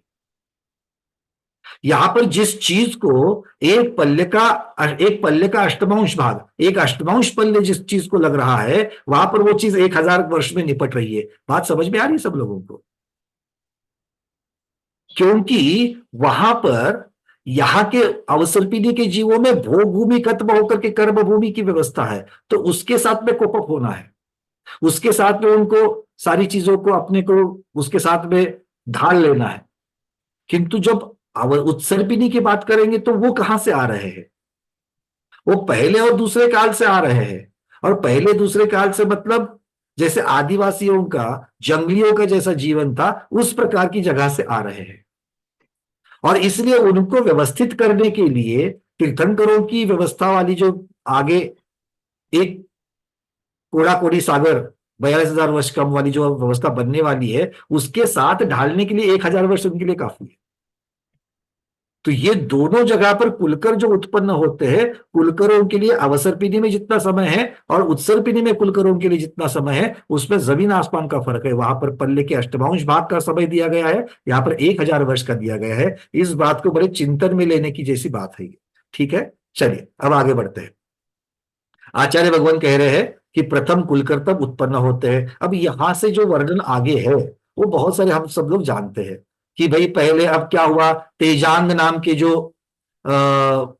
कल्पवृक्ष थे वो अब मंद हो गए हैं। मंद हो गए तो उनका प्रकाश भी बंद हो गया। अब प्रकाश बंद हो गया तो पहले से जो आकाश में सूर्य और चंद्रमा थे वो लोगों को दिखाई नहीं देते थे, क्योंकि भोग भूमि में हमेशा प्रकाश रहता है और इतना तेजस्वी रहता है कि बाकी ग्रह गोल तारे कुछ दिखते ही नहीं दिखते हैं।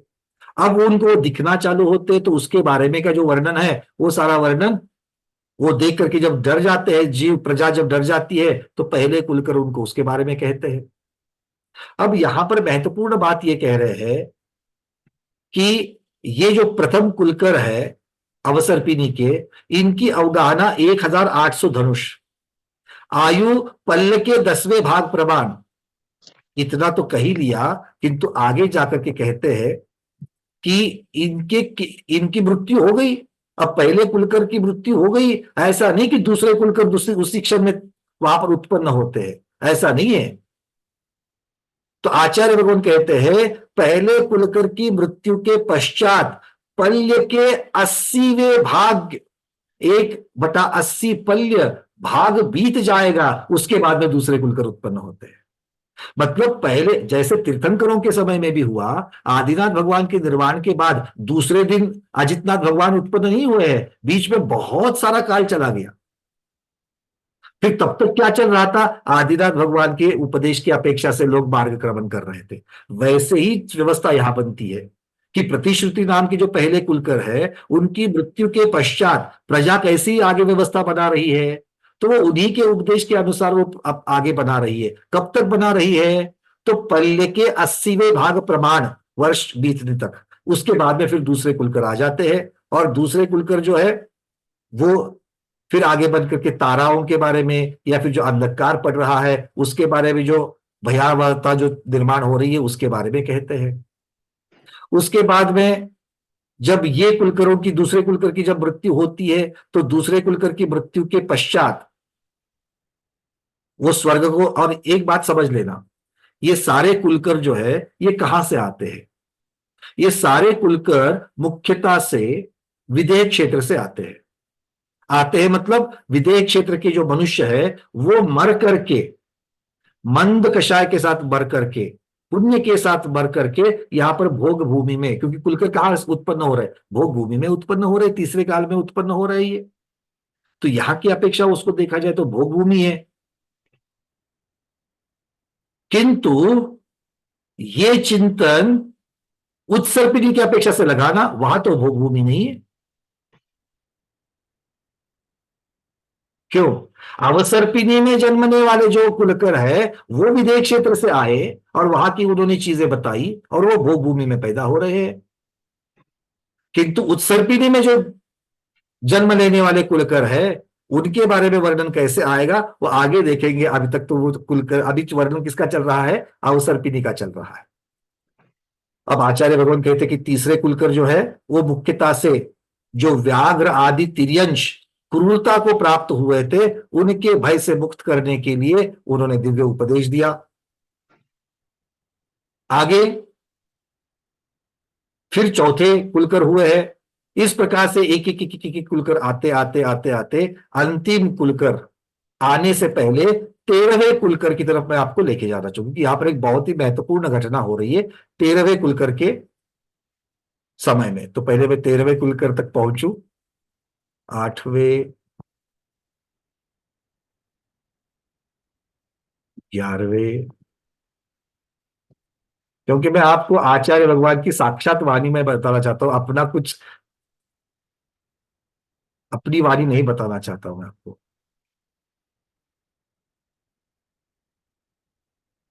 चलो, हाँ,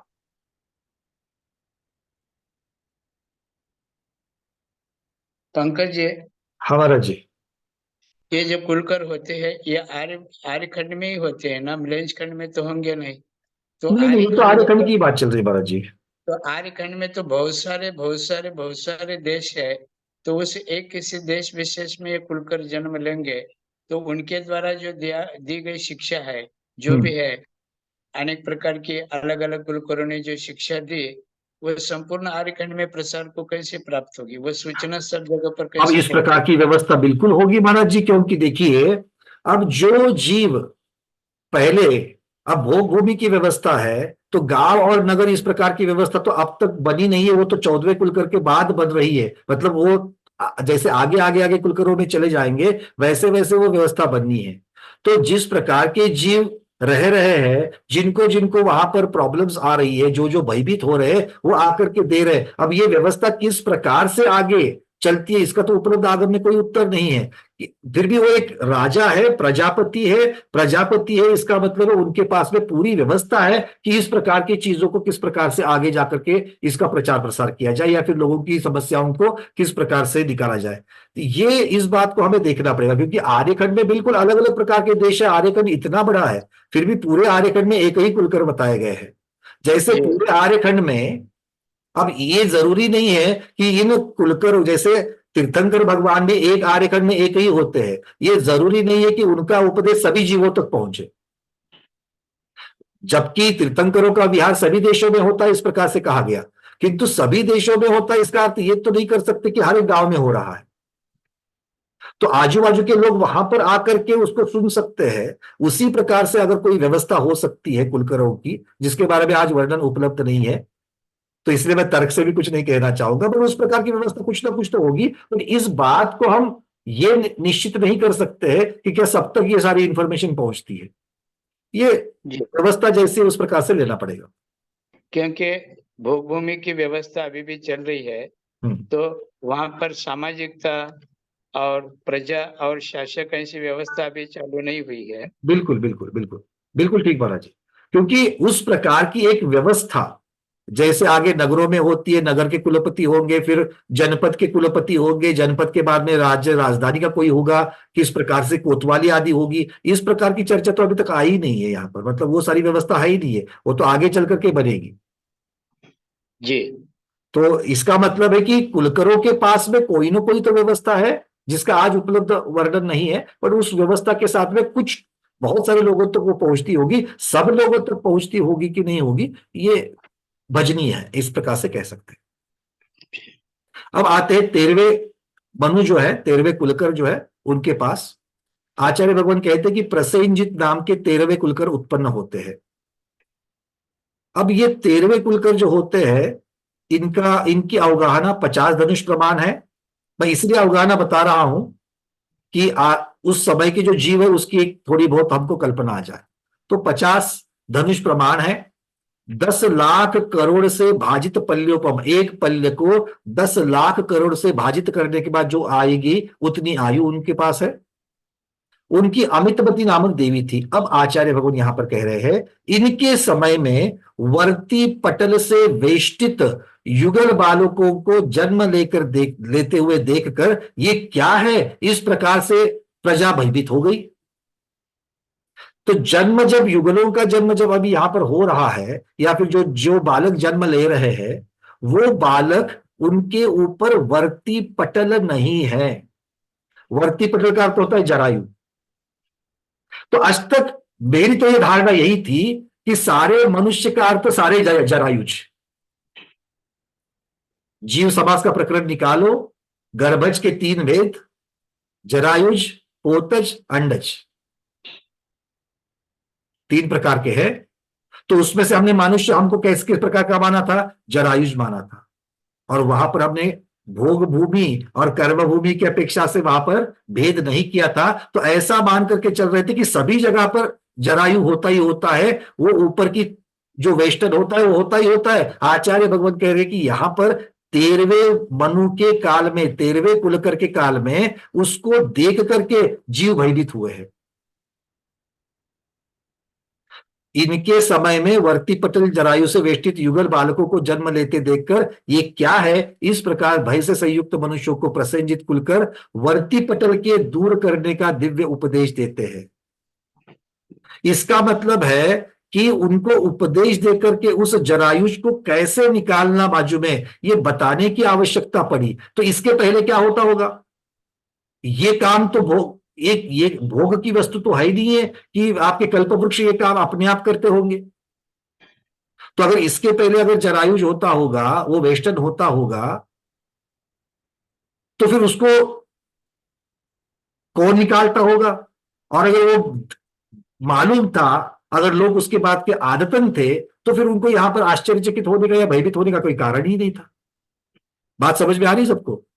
जी, माने पंकज जी, इसका अर्थ ये हुआ, हाँ, ये इस अवसर पे निकाल के पहले डॉक्टर अथवा सर्जन अपन कह सकते हैं।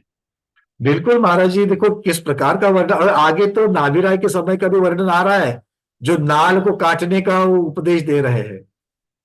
मतलब किस प्रकार की ये व्यवस्था, और हम जो आधुनिक विज्ञान के सामने रख रहे, वो इसके पहले के जीवों को इतनी बुद्धि नहीं थी, ये नहीं थी, वो नहीं थी। देखो किस प्रकार के जीव है यहाँ पर, करोड़ों करोड़ों वर्ष पहले की, करोड़ों के असंख्यात वर्ष पहले की, एक कोड़ा कोड़ी सागर पहले की बात चल रही है यहाँ पर। तो आचार्य भगवान कह रहे, अब इस ये गाथा क्रमांक जिनको लिखनी है लिखो, 491, 492, 491, 492 ये गाथा है, जिसमें ये वर्णन आया है, वर्तिपटल शब्द से जरायु नाम से आया है। और इसका मूल देखेंगे 491 का। पंकज जी, मैं बीच में 1 मिनट बोलना चाहूंगा। हाँ महाराज प्लीज। अभी जो आप विषय ले रहे हैं और जिसका सविस्तार वर्णन कर रहे हैं, इसका और भी स्वयं स्वाध्याय के रूप में अगर कोई ग्रंथ उपयोग में लाना चाहे तो वह है ग्रंथ त्रिषष्टि शलाका महापुरुष करके। ये कलकत्ता से जो प्रकाशित ग्रंथ है, आचार्य वर्धमान सागर महाराज जी के 50वें वर्धापन दिन के निमित्त से जो छपा है, वहाँ ये किताबें उपलब्ध होती है। हमारी जो कुसुमताई है ना, कुसुम छाबड़ा जी कलकत्ता के, वहाँ इनके पास ये किताबें उपलब्ध हो सकती। त्रिषष्टि शलाका महापुरुष, कोई लिख करके रखे अपने डायरी में, और कलकत्ता से पुस्तक आप आराम से मंगा सकते हैं। इसमें ये सारा वर्णन, पंकज जी अभी आप जो वर्णन करे ना, ये सारा वर्णन क्रम वाइज आप स्वाध्याय प्रेमियों को पढ़ने मिलेगा। चलिए बहुत बढ़िया। अभी तो हम तिलोय पन्नति से सीधे ले रहे थे, और भी विस्तार रूप से ये जो ग्रंथ आचार्य भगवान बता रहे हैं उसमें भी आप लोगों को मिल जाएगा। ठीक है, चलिए। और स्वाध्याय जरूर करना चाहिए, हम लोग भी देखेंगे इसके बाद में, हो सके तो मंशा तो यही है कि अगर गोबर सर का जीवकांड पूर्ण हो जाए तो कोई तो बढ़िया से बढ़िया सुंदर एक तिलोय पद्धति जैसा ग्रंथ हो, या फिर मान लो कि हरिवंश पुराण या पद्म पुराण जैसा ग्रंथ हो। प्रथमानुयोग का तो ग्रंथ एक लेना ही लेना है। तो इस प्रकार से देखेंगे बहुत सारी चीजें। तो जल्दी जल्दी आप लोग चीजों को याद करना, वही वही प्रश्न मत पूछना, ताकि जल्दी जाकर के और भी चीजों की पढ़ाई कर सके। ठीक है, चलिए। तो ये एक बात मुझे बहुत, क्योंकि इसका जो मूल श्लोक है मैं वो भी आप लोगों को दिखाना चाहता था, तो एक बार यहां से स्क्रीन शेयर कर लूं मैं, क्योंकि बहुत आनंद होता है जब ऐसी नई चीजें दिखती है और उसके मूल जो श्लोक है, मूल जो उसकी गाथाएं है, ये तो प्राकृत गाथाएं है, उन प्राकृत गाथाओं के भी दर्शन जब हो जाए। देखिएगा 491 नंबर की गाथा है, अभिद मदी तद्देवी तत्काले वत्ती पडल परिवेढ़ा। ये अभयमती जो है, इनकी जो देवी है प्रसेनजीत जी, उनकी देवी का नाम है, और कहे कि उनके काल में वत्ती पडल परिवेढ़ा, वर्ती पटल का जो वेष्टन होता था उसकी चर्चा है। जायंता जुगबाला देखिए भीदा किमेद मिदी, भय जुत्तान नराणम पसेन जिब्ब बरदी, दिव्य उपदेशम वत्ती पडलावहरणम कही दम्मी कुनंति ते सव्वे। ये वत्ती पडल अवहरणम, उसका किस प्रकार से उसको निकालना है, इसकी जो दिव्य उपदेश है वो ये प्रसेनजित नाम के जो 13वें कुलकर है उन्होंने दिया। अब चलते हैं आगे 14वें कुलकर के पास, क्योंकि ये वर्णन, सारा का सारा वर्णन, बहुत बार कहा जाता है कि इसी के जैसा उत्सर्पिणी के काल होंगे, इसी के जैसे उत्सर्पिणी के काल होंगे। तो ये जरूरी नहीं है कि सारी चीजें उत्सर्पिणी के काल के साथ में बांट जाए। कुलकरों का वर्णन, उनका समय, उनकी अवगाहना ये तो बिल्कुल फिट नहीं होगी वहां पर, और बिल्कुल अलग होगी। अब आगे है, उनके कथन के अनुसार, 13वें मनु के कथन के अनुसार, अब सब मनुष्य वर्ती पटल को दूर करने लगे तथा सब भोग भूमिज मनुष्य विकसित कमल के सदृश बालकों के मुखों को देखने और प्रयत्न पूर्वक उन शिष्यों की रक्षा करने लगे।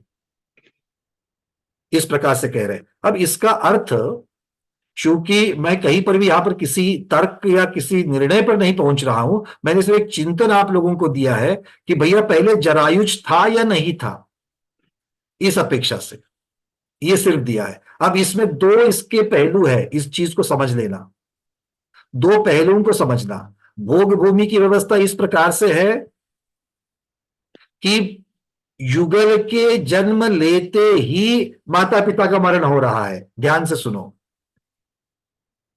तो इसका मतलब है माता पिता अपने बच्चों का मुख ही नहीं देखेंगे। अब बच्चों का मुख ही देखेंगे तो वो जरायुज है कि नहीं है मालूम ही नहीं है।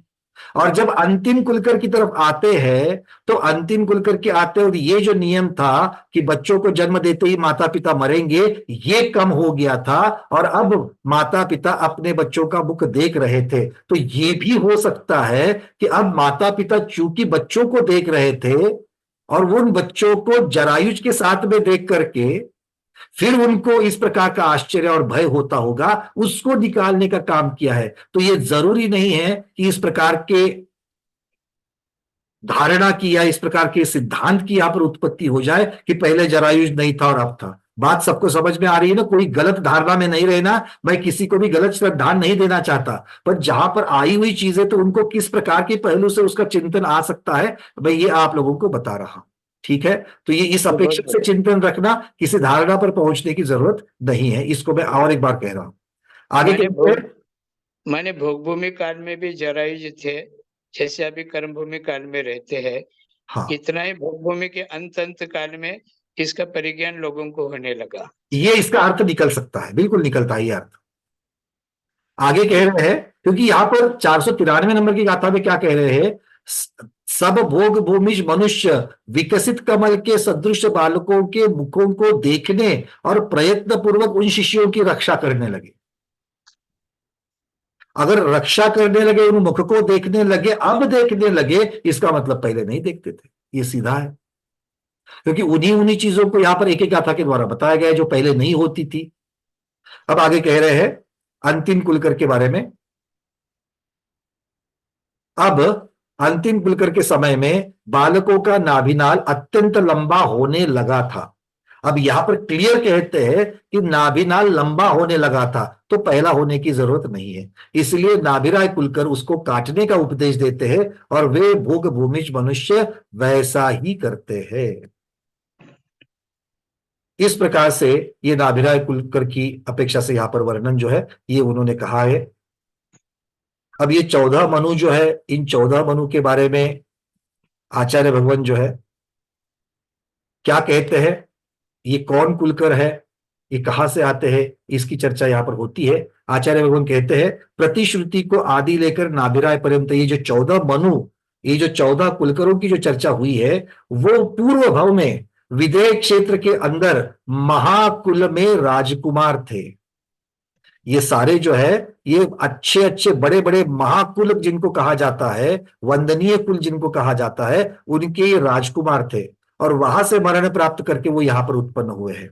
और ये सभी संयम तप और ज्ञान से युक्त पात्रों के लिए दिए कर दान देकर अपने योग्य अनुष्ठान से संयुक्त मार्दव आर्जव गुण से सहित होते हैं। अर्थात ये मार्दव आर्जव गुण से सहित होते हैं, मान कषाय कम है, मायाचारी कम है, अपने योग्य अनुष्ठान मतलब आवश्यकों का पालन करते हैं, और जो संयमी है, जो तपस्वी है, जो ज्ञानी है, ऐसे पात्र को आहार देते हैं, आहार दान देते हैं कि वे ये तत्पर होते हैं।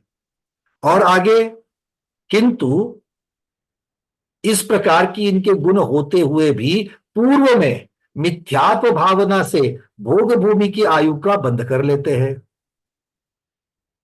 क्या कहते हैं, मिथ्यात्व से भोग भूमि की आयु का बंध कर लेते हैं और उसके पश्चात जिनेंद्र भगवान के चरणों में शायिक सम्यक्त्व को ग्रहण करते हैं। अर्थ क्या हो पंकज जी, गया? सभी के सभी मनु कुलकर क्षायिक सम्यक दृष्टि है, और क्षायिक सम्यक्त्व के साथ में भोग भूमि में उत्पन्न हुए हैं। पहले मनुष्य की आयु बांधी, किसके बल पर बांधी वो बता दिया। उसके बाद जिनेंद्र भगवान के समीप, विदेह क्षेत्र में तो जिनेंद्र भगवान होते हैं, उनके समीप उनके पाद मूल में उन्होंने क्षायिक सम्यक्त्व को भी प्राप्त कर दिया है। और क्षायिक से अब देखो, क्षायिक सम्यक्त्व को प्राप्त करके ये 14 कुलकर यहां पर आए हैं। क्षायिक सम्यक्त्व का अर्थ क्या होता है? भोग भूमि में आए, इसका अगला भव नियम से देवगति का, उसका अगला भव अंतिम भव मनुष्य का नियम से होगा। क्यों? क्योंकि क्षायिक सम्यक दृष्टि या तो 3 नहीं तो 4 भव में नियम से मुक्त होता है। तो विदेह क्षेत्र के क्षायिक सम्यक तो प्राप्त किया, वो पहला भव, कुलकरों का दूसरा भव, यहां से मरकर भोग भूमि से नियम से देवगति जाएंगे तीसरा भव, और वहां से आकर के मनुष्य में चौथा भव, अंतिम भव, वहां से निर्वाण को प्राप्त होंगे ही होंगे।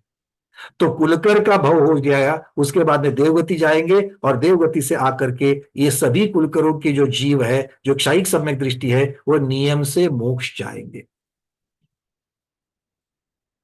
बातें क्लियर हो रही है सिद्धांत की अपेक्षा से? जी।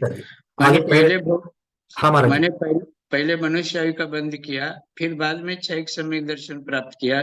इस अपेक्षा वह विदेह क्षेत्र का जीव यहाँ भोग भूमि में जन्म लिया। बिल्कुल बिल्कुल ठीक जी। और इनका बाकी भी जो गुणों से युक्त है, महाकुल में है, मतलब ये पुण्यशाली है सारे। जी। दूसरी बात, भोग भूमि में जन्म लिए, आहार आदि दान दे करके तो सभी को 3 पल्ले 2 पल्ले 1 पल्ले आयु मिलता ही है। पूर्ण रूप से ऐसा भी नहीं है, क्योंकि इन कुलकरों को जो आयु मिल रही है, बहुत बहुत बहुत पल्लों का कितना असंख्यात्वा भाग भी ना के बराबर मिल रहा है। बिल्कुल, बहुत पल्ले के भाग भाग भाग प्रमाण उनको मिल रही है। पर एक बात है यहाँ पर कि ये अवसर पीढ़ी का वर्णन चल रहा है। उत्सर पीढ़ी के सभी मनु, सभी के सभी कुलकर तो कुल 1000 वर्ष में होने वाले हैं। जी। तो इसीलिए उनका वर्णन आगे किस प्रकार से आता है, क्या आया है, क्या, इसको भी देखना बहुत महत्वपूर्ण होगा। अब आगे कहते हैं, अपने योग्य श्रुत को पढ़कर इन राजकुमारों ने, मतलब पहले भव की विदेह के भव की बात कर रहे हैं, अपने योग्य श्रुत को पढ़कर इन राजकुमारों में से कितने ही आयु के क्षीण होने पर अवधि ज्ञान के साथ भोग भूमि में मनुष्य उत्पन्न होकर अवधि ज्ञान से और कितने ही जाति स्मरण से भोग भूमि मनुष्यों को जीवन के उपाय बतलाते हैं। इसीलिए मुनिंद्रों के द्वारा ये मनु कहे गए। मनुष्यों को जीवन के उपाय बतलाते हैं, इसलिए इन्हीं कुलकरों को मनु भी कहा गया है। और 2 प्रकार से ये उपदेश दे रहे हैं। उपदेश जब तभी दे सकते हैं जब व्यवस्थाओं को जानेंगे, या उनके भय का कारण जान करके उसका सॉल्यूशन बताएंगे। कैसे? या तो अवधि ज्ञान से जानेंगे, या तो फिर जाति स्मरण से जानेंगे। ये 2 चीजें आचार्य भगवान यहाँ पर 507 508 नंबर की गाथा में ये कह रहे हैं। पंकज जी, दूसरी बात यह समझ में आती है, हाँ, भौतिक संसाधनों में सहकारी होने वाले जो है, उनको हम लोगों ने मनु की उपाधि अथवा कुलकर की उपाधि दे। इन सभी का धर्म से अथवा धर्मोपदेश से, धर्म के मार्ग पर माने एक मार्गदर्शन के रूप में किसी भी प्रकार का योगदान नहीं दिखाई देता। इसमें सांसारिक जीवन में आने वाली जो समस्याएं हैं, उनका निराकरण करने की वजह से इनको ये उपाधि दी गई। जैसे आजकल वैज्ञानिक लोगों को वैज्ञानिक की पदवी देते हैं, अथवा शास्त्रज्ञ के रूप में ये उपाधियां दी जाती, पद्मश्री वगैरह, पद्मी, भारत रत्न पुरस्कार, भारत भूषण इत्यादि पदवियां जो देते हैं, इसी रूप में ये उपाधियां कही जाएगी ना? बिल्कुल गुरुदेव, क्योंकि यहाँ पर कोई भी धर्म से संबंधित, क्योंकि तीर्थंकर भगवान का जब तक चतुर्थ काल में या तृतीय काल के अंत में भी हुंडावसर्पिणी की अपेक्षा से जब तक उनकी दिव्य ध्वनि नहीं मिलती है, तब तक तो जैन धर्म की प्रस्थापना या फिर उसकी पुनरुत्थाना या फिर उसकी फिर से शुरुआत नहीं मानी गई है। अब ये सम्यक दृष्टि है, इनका ज्ञान भी सम्यक है, किंतु सम्यक ज्ञान का यहाँ पर जो फायदा उपयोग जो है वो समाज की व्यवस्था बनाने में मुख्यता से हो रहा है। सम्यक तो क्या 8 अंगों में जो मार्ग प्रभावना बता दिया, वात्सल्य भाव के साथ स्थितिकरण को लेते हुए, तो ये तो कहीं दूसरों को इस रूप में मार्गदर्शन नहीं दिखाई देता है। बट मतलब चूंकि यहाँ पर जिन धर्म से भटके हैं, जिन धर्म पर लाना है, मोक्ष मार्ग की अपेक्षा से कुछ वर्णन ऐसा कोई आचार्य भगवान यहाँ लिखते नहीं है, क्योंकि इनके कार्य का दो दो गाथाओं में जब बता दिया है तो इनके पूरी आयु, जितनी भी आयु इनके पास है, उस आयु का जो कार्य है वो अगर दो दो गाथाओं में आचार्य भगवान बता रहे हैं यहाँ पर, इसका मतलब ये प्रधान कार्य है, जी उल्लेखनीय प्रधान कार्य है, इस प्रकार से कह सकते हैं। जी। और और तीर्थंकरों के पहले कोई धर्मोपदेश करे ये तो बात नहीं बैठेगी। पंकज जी, अभी ये कुलकर्म का वर्णन करते हुए आपने जो कुलकर्म की आयु का जो वर्णन किया, इतने इतने पल्ली प्रमाण आयु, पल्ली का 8वां भाग, वहां से ये सब आरंभ होता है, जिसमें हजारों लाखों करोड़ों वर्षों की आयु लेकर के ये कुलकर अंतकाल में जन्म लेने के बावजूद भी इतने वर्षों तक ये रहते हैं। तो इससे अपने को यह समझ में आता है कि वैराग्य उत्पन्न करने के लिए सिर्फ वर्तमान योगी पर्याप्त तो नहीं है, ये तीर्थंकरों का, चक्रवर्तियों का और कुलकरों की जो आयु है, इस आयु पर ही अपन चिंतन मनन गणित की भाषा में करें तो अपने को जो के वैराग्य भाव, सम्यक भाव हुए बिना नहीं रह सकता। कोई भी एक अनुयोग मोक्ष की प्राप्ति नहीं करा सकता है, और इसीलिए तीर्थंकर भगवान की वाणी में स्वयं चारों अनुयोग आए हैं। अगर कोई एक भी अनुयोग, फिर वो द्रव्यानुयोग ही क्यों ना हो, या फिर अध्यात्म ही अकेला क्यों ना हो, या फिर सिद्धांत ही अकेला क्यों ना हो, या फिर अकेला निश्चय ही क्यों ना हो, या फिर अकेला व्यवहारिक कथन क्यों ना हो, अगर अकेले से काम चल जाता तो तीर्थंकर भगवान उतना ही उपदेश करते, और ऐसा नहीं है। इसका मतलब इन सबकी जरूरत है, चारों अनुयोग की जरूरत है, निश्चय की भी है, व्यवहार की भी है। इसी को साथ इतना ही है कि जिससे जो लेना है, जैसे लेना है, सबके साथ तालमेल बिठा करके लेना है, ये लेने वाले के ऊपर जरूर है, क्योंकि देने वाले तो दे करके कब के चले गए हैं। आज के स्वाध्याय में इतना ही। आज के स्वाध्याय में गुरुओं के श्री चरणों में बारंबार नमोस्तु वंदामि इच्छाकार करते हुए यहीं पर समापन करते हैं। जैनम जयतु शासनम, जैनम जयतु शासनम, जैनम जयतु शासनम।